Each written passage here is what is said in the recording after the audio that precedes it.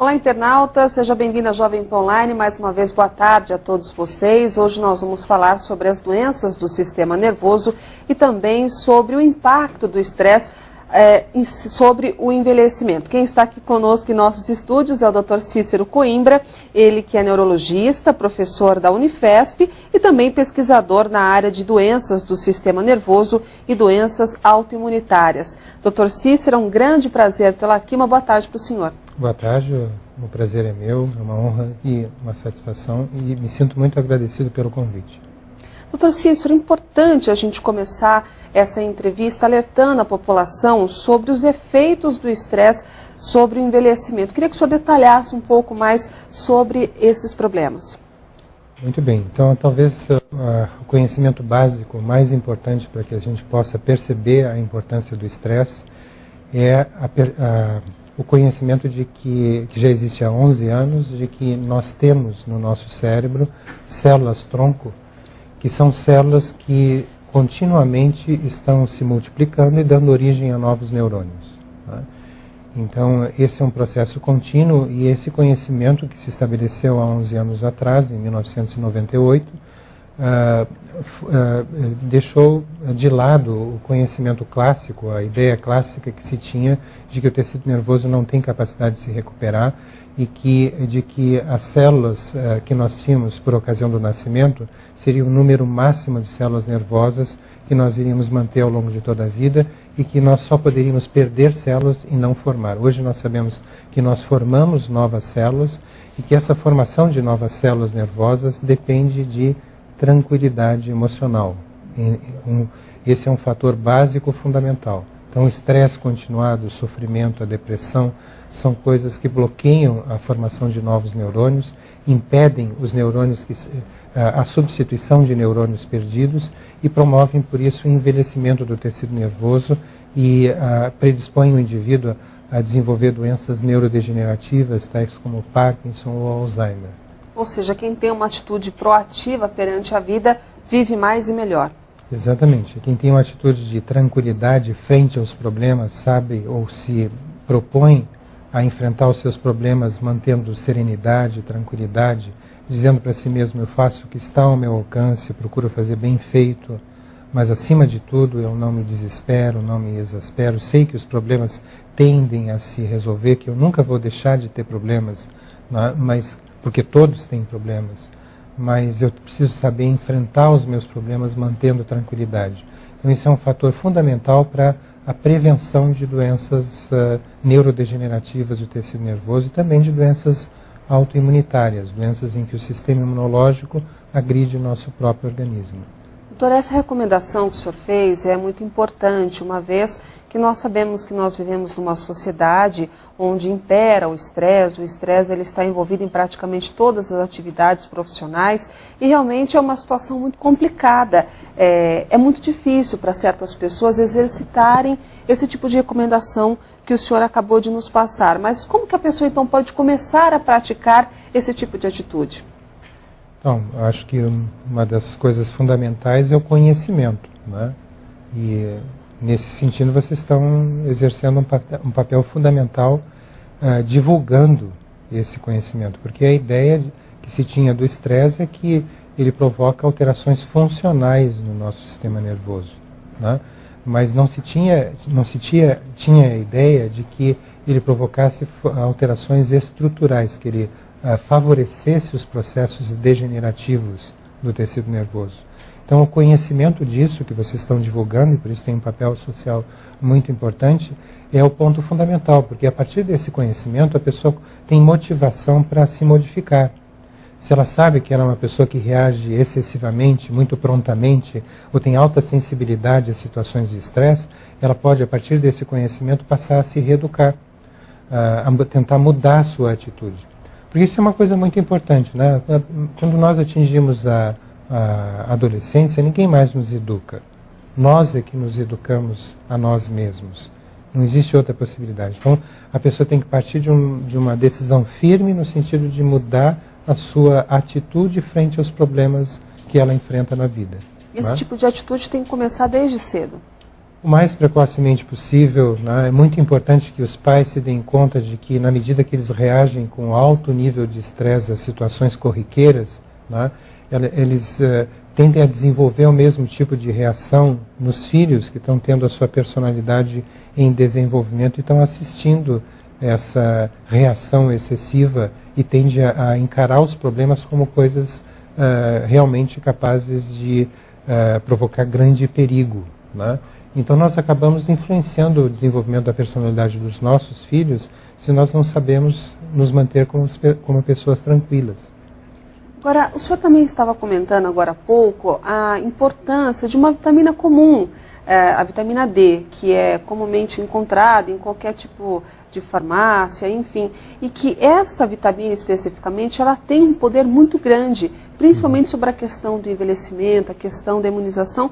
Gostaria que o senhor também detalhasse um pouco mais a respeito deste assunto para o nosso internauta. Perfeito.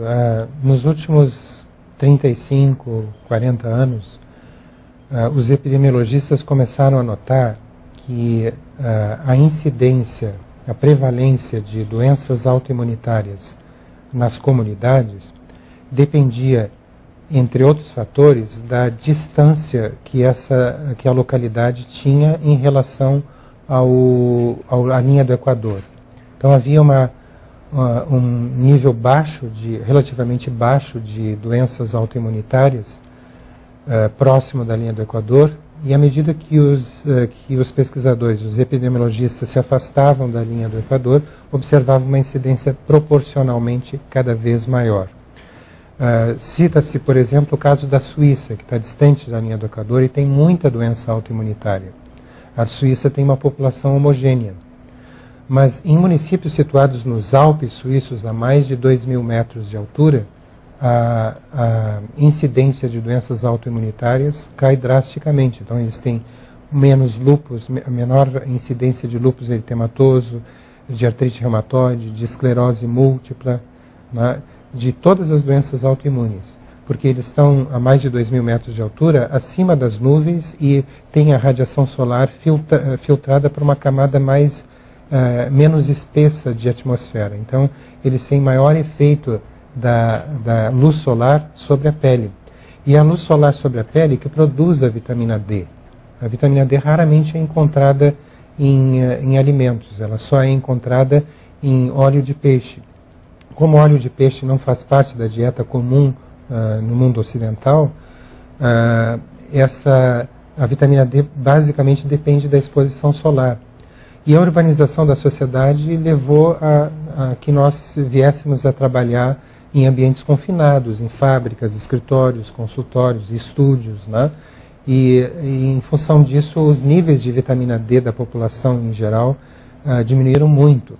E isso elevou, por exemplo, os níveis, a incidência de doenças autoimunitárias. Porque as últimas pesquisas têm demonstrado que a vitamina D impede o sistema imunológico de agredir o nosso próprio organismo. Daí essa correlação inversa entre a biodisponibilidade de vitamina D e a ocorrência das doenças autoimunitárias. Quais são essas doenças autoimunes mais frequentes? Então, por exemplo, artrite reumatoide é muito frequente. Esclerose múltipla é uma doença que afeta pessoas jovens, em geral mulheres, né?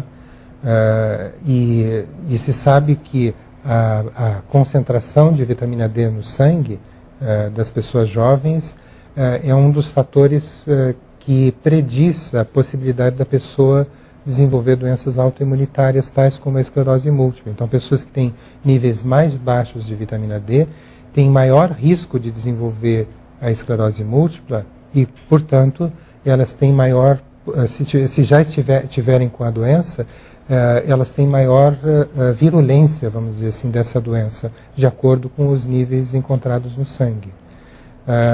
Por exemplo, se você considera a Península Escandinávica, eles estão bem afastados da linha do Equador, tem pouca radiação solar e alta incidência de doenças autoimunes. Mas na costa da Noruega, onde se consome muito peixe de água fria, que é um peixe que tem gordura debaixo da pele, que essa gordura é usada pelo peixe como um isolante térmico, nessa gordura existe alta concentração de vitamina D. Então a incidência de doenças autoimunitárias cai muito na costa da Noruega, não pela exposição solar, que eles têm pouca, mas pela dieta rica em peixe gorduroso, né? E mesmo nesses países, além dessa questão das doenças autoimunes, nós também temos um alto índice de depressão, né? Justamente, a depressão também está associada a níveis baixos de vitamina D. A vitamina D não apenas controla o sistema imunológico, impedindo que ele agrida o nosso próprio organismo, mas ela também tem efeitos e funções muito importantes no nosso sistema nervoso, né? Então ela é capaz de induzir a formação de diversas substâncias que mantêm a vitalidade das células nervosas, né? E níveis baixos de vitamina D se correlacionam com tendência a desenvolver depressão.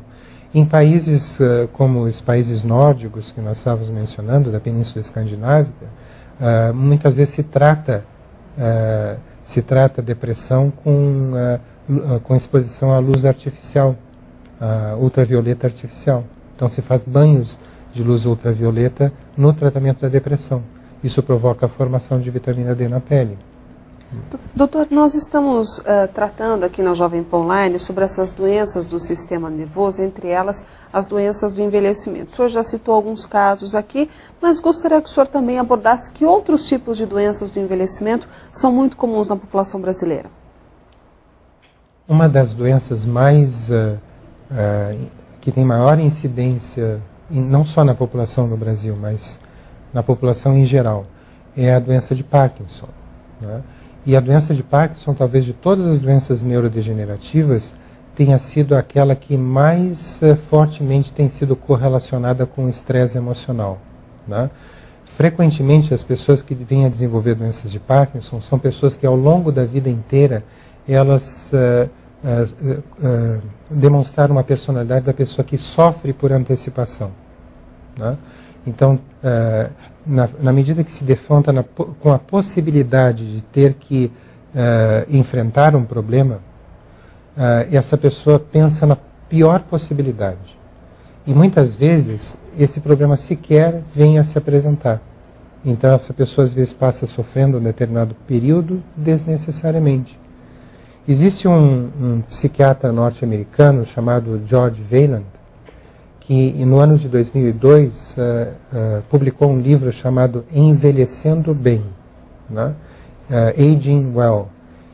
Nesse livro, ele descreveu uma pesquisa que levou, na realidade, décadas, talvez tenha sido uma das pesquisas mais longas que se fez na história da medicina. Na qualidade de diretor de pesquisas do Departamento de Psiquiatria da Universidade da Harvard, ele verificou que havia sido feita uma pesquisa na década de 30, tentando estabelecer tipos de personalidade na sociedade norte-americana. Então, mais de 2.000 pessoas haviam sido convocadas como voluntárias para responder a um questionário. E o objetivo do questionário é saber se era uma pessoa tranquila, se era uma pessoa ansiosa, aquela que sofria por antecipação, por tudo, por nada e por antecipação, se era uma pessoa irritada, impaciente, qual era o tipo de personalidade que a pessoa tinha.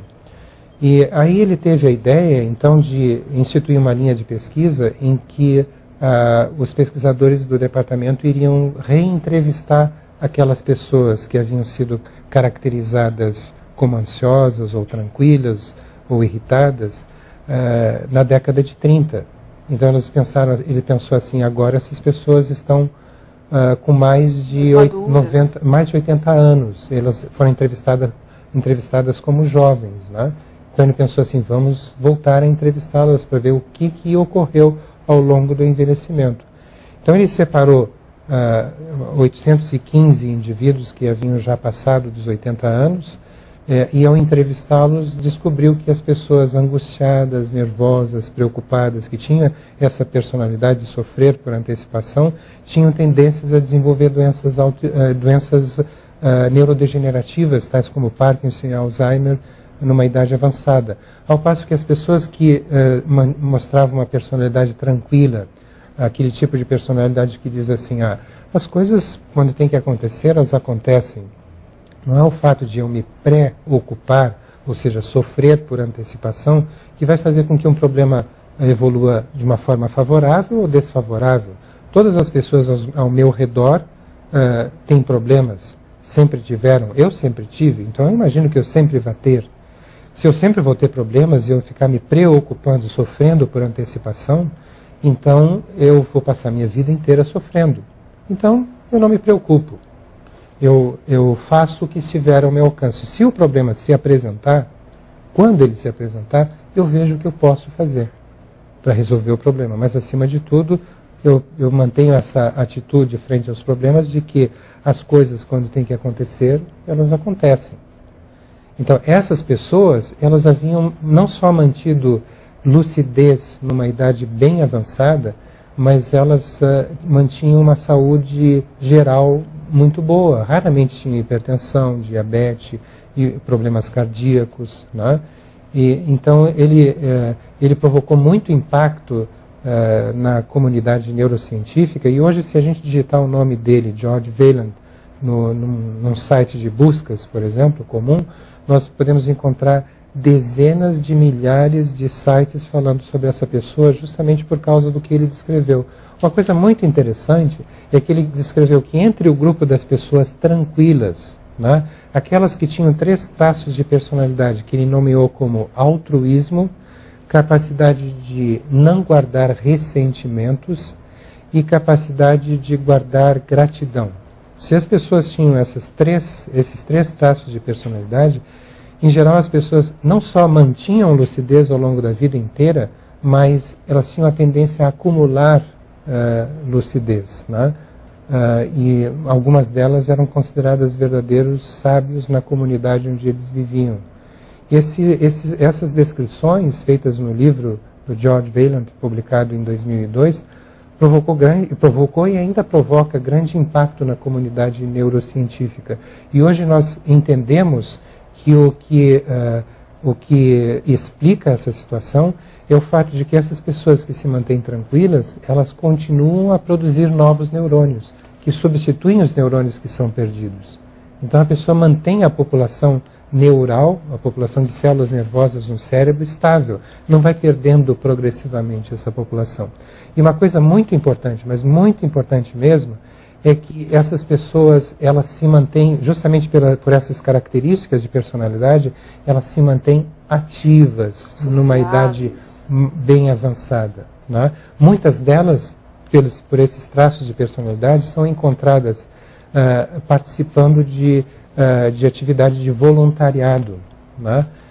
Então, na medida que elas se mantêm ativas, não digo profissionalmente, mas seria até profissionalmente, mas mantém o cérebro com a tendência a resolver problemas, né?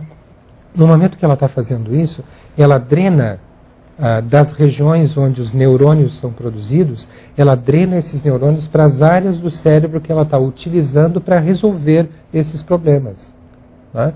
Então, o uso do cérebro é extremamente, desde que a pessoa se mantenha tranquila, o uso do cérebro é extremamente importante para que você se mantenha produzindo novos neurônios. Se você para de produzir novos neurônios, então o cérebro faz o inverso, ele começa a deletar neurônios que antes você utilizava e agora você não usa mais.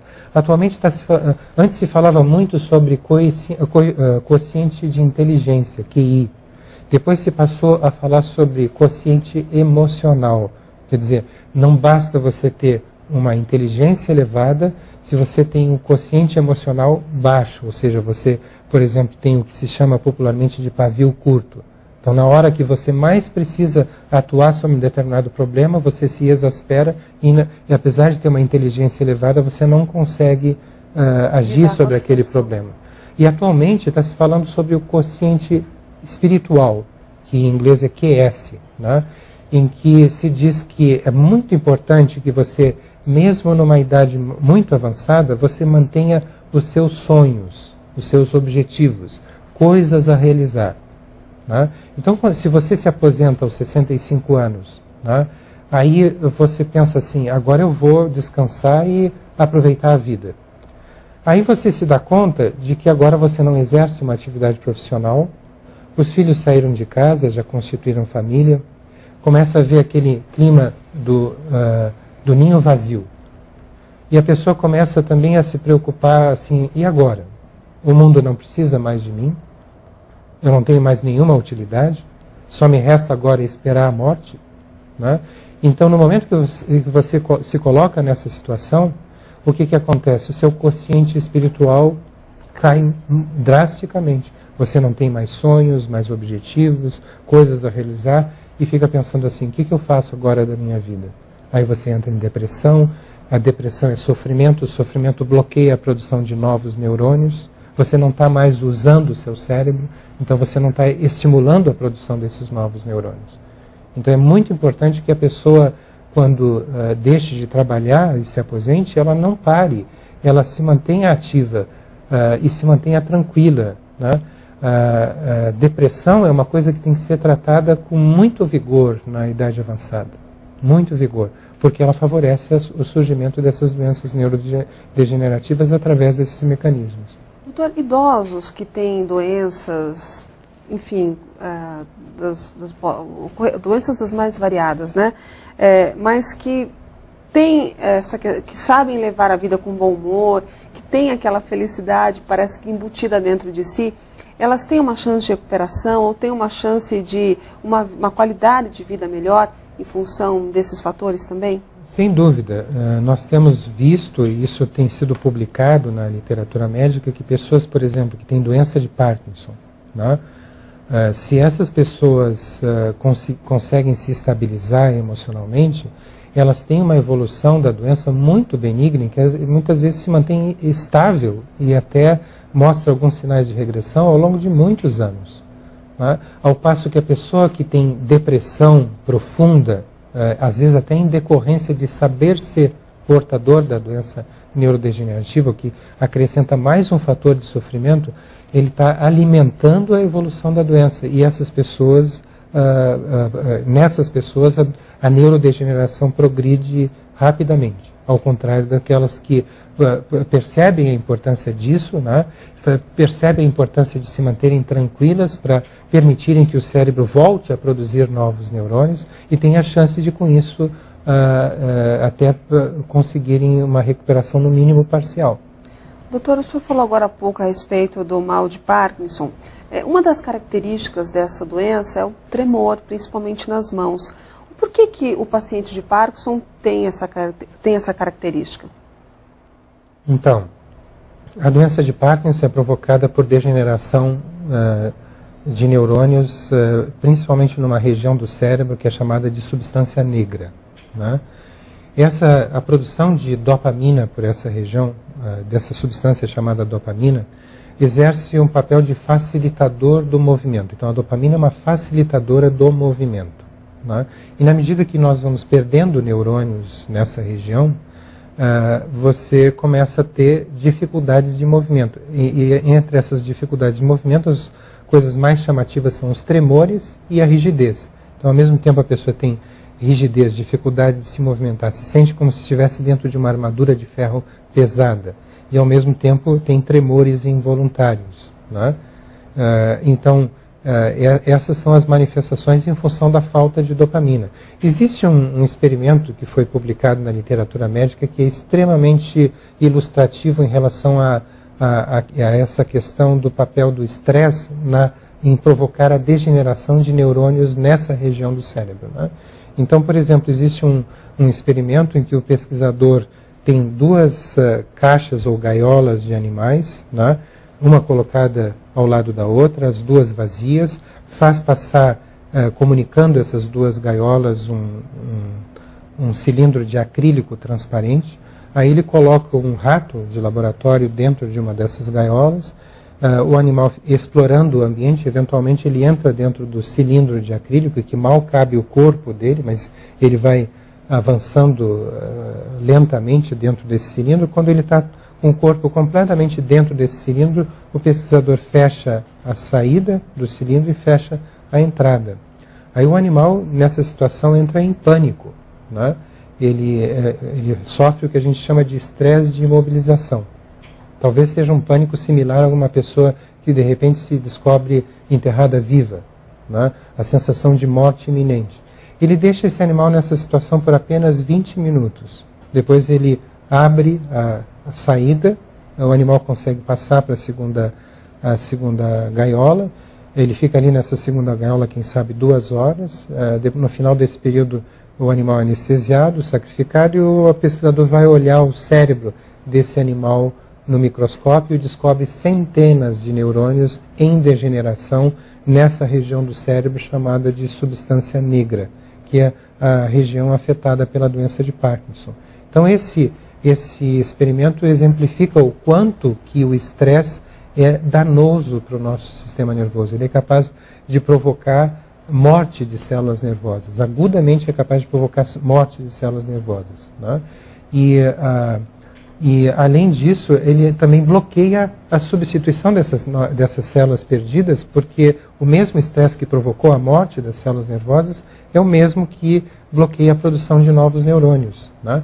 Então, eu acho que a transmissão desse conhecimento, e isso é uma oportunidade que vocês estão nos dando, mas a transmissão desse conhecimento, a divulgação desse conhecimento para o grande público, eu acho que é uma coisa importante no sentido de fazer com que a gente procure construir uma sociedade mais humana, né? Em que as pessoas não se sintam tão pressionadas dentro do seu ambiente de trabalho por uma produção muito grande, né? Porque isso existe em determinadas empresas, né? Que buscam freneticamente o lucro, né? E no final das contas a pessoa tem uma qualidade de vida no ambiente de trabalho muito baixa, em função dessa pressão por produção, né? E eu acho que, então, é importante que se mude a mentalidade das pessoas que dirigem empresas, grandes empresas, né, para terem atenção em relação a essa questão. Porque eu tenho vários pacientes portadores de doença de Parkinson que desenvolveram doença de Parkinson, às vezes, por causa de estresse no ambiente de trabalho.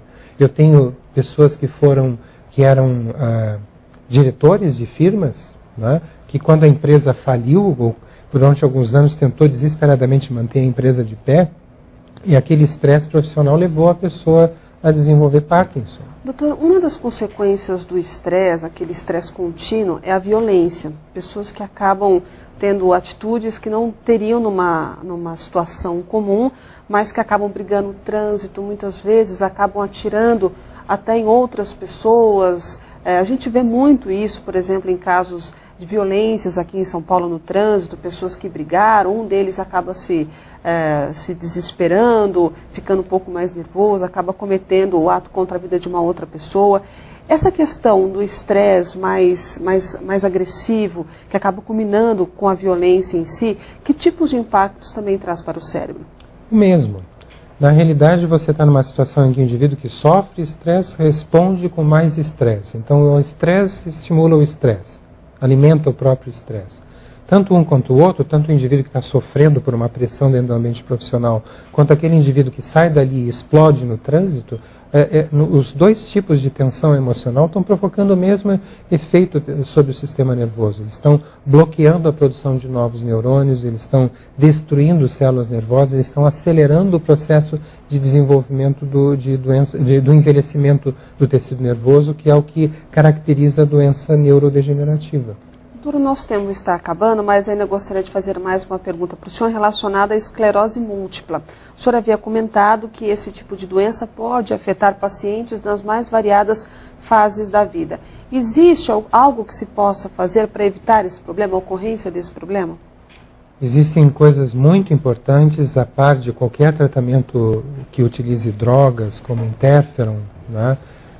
Interferon são as medicações produzidas pela indústria farmacêutica. Existem outros recursos que se mostram, na realidade, muito mais efetivos, né?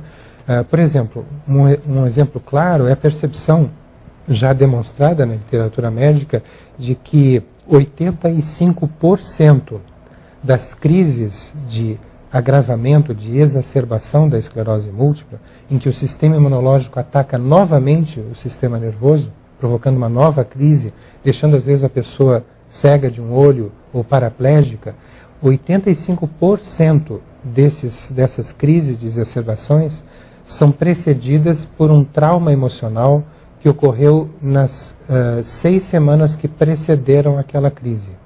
Em média, esse trauma emocional ocorreu 2 semanas antes do surgimento da exacerbação da esclerose múltipla. Então veja a importância disso. Se eu tivesse o poder de tirar o trauma emocional da vida de uma pessoa que tem esclerose múltipla, eu conseguiria tirar 85% dos surtos. Talvez os outros 15% se refiram a infecções que podem também desencadear a esclerose múltipla, mas só o fato de eu não tenho esse poder de retirar o trauma emocional, mas as próprias pessoas que têm esclerose múltipla têm esse poder e o seu ambiente familiar tem, né? Então, por exemplo, eu posso ter uma adolescente que desenvolve esclerose múltipla porque houve uma briga entre os pais se separaram, aquele trauma emocional desencadeia a doença e pode ser aquele mesmo trauma emocional que sustenta a doença nos próximos anos. E aí você entra num ciclo vicioso, porque no momento que a pessoa começa a ter dificuldade de andar, diminuição da visão, ela entra num processo de sofrimento emocional que pode levar ao agravamento da própria doença. Então, a percepção por exemplo, uma pessoa adolescente pode também desenvolver o primeiro surto de esclerose múltipla após uma ruptura afetiva. Isso é uma situação bastante frequente. Uma pessoa pode desenvolver esclerose múltipla porque perdeu o emprego, né? Então, você vê o quanto que o estresse e o sofrimento são capazes de provocar danos severos à saúde de uma pessoa. Uma outra coisa muito importante é que, já que existem todos esses dados epidemiológicos, são mais de 700 estudos publicados em revistas médicas de circulação internacional, correlacionando inversamente a ocorrência de esclerose múltipla com os níveis de vitamina D. Ou seja, se você tem níveis altos de vitamina D, você tem uma proteção bastante efetiva contra a esclerose múltipla e contra outras doenças autoimunes, como lúpus, como artrite reumatoide, né? O próprio hipertireoidismo. O hipertireoidismo, o hipotireoidismo também, psoríase, vitiligo, todas essas doenças são associadas a traumas emocionais.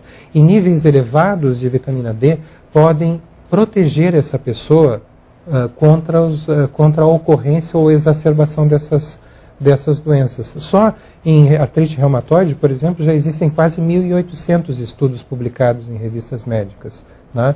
Então, a percepção da importância de um recurso simples, como a suplementação de vitamina D em doses efetivas, não nas doses que tradicionalmente são prescritas, né? Mas hoje se sabe que tradicionalmente se prescreve 200 a 600 unidades de vitamina D. Isso que oficialmente é recomendado, né? Mas se percebeu que uma simples exposição solar à beira da piscina de 10 minutos de duração produz cerca de 20.000 unidades, o que é 100 vezes mais, né? Importante ressaltar é que existem determinados horários para que se exponha ao sol, né? Exatamente. O horário que produz vitamina D não é o horário que produz câncer de pele. Então é o início da manhã ou o final da tarde, onde a gente tem a radiação solar do tipo B, que é produtora de vitamina D e que não produz câncer de pele. Então, nesses horários é importante a pessoa se expor ao sol sempre que tiver essa oportunidade, e a exposição solar produz níveis muito maiores de vitamina D do que aqueles que são tradicionalmente prescritos. Pessoas que têm esclerose múltipla, isso é importante que se diga, elas têm intolerância ao calor. O calor pode exacerbar a doença, então elas fogem do sol. No momento que fogem do sol, não fogem só do calor, fogem da luz solar que produziria a vitamina D. Então a própria doença induz a deficiência de vitamina D.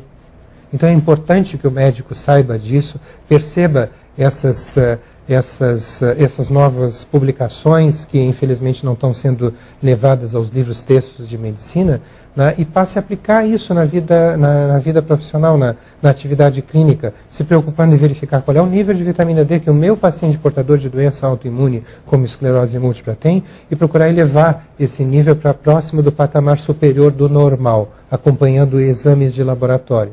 Porque isso deve provocar, isso associado à tranquilização, deve provocar um efeito muito importante sobre a evolução da doença, potencialmente capaz até de bloquear o surgimento de novos surtos.